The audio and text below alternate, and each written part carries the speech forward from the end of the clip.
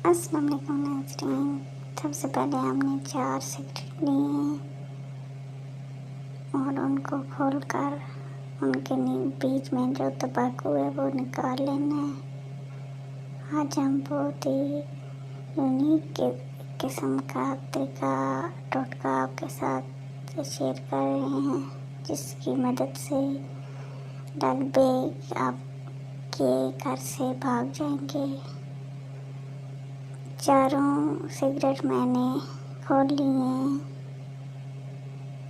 और अब हम इसमें 1 कप फुल बॉयल किया हुआ पानी शामिल कर देंगे और इसको 10 घंटों के लिए ढक कर रख देंगे।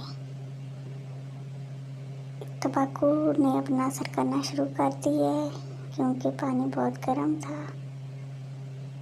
10 घंटे बाद 1 चम्मच बेकिंग पाउडर का हम लेंगे और उसमें ये तंबाकू वाला पानी डालकर छान लेंगे, पानी लग कर लेंगे और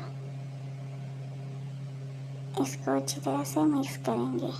अब हम एक स्प्रे वाली बोतल लेंगे और उसमें ये सारी मेलोडी शामिल कर लेंगे और फिर स्प्रे की मदद से दीवारों के साथ साथ हम स्प्रे करना शुरू कर देंगे।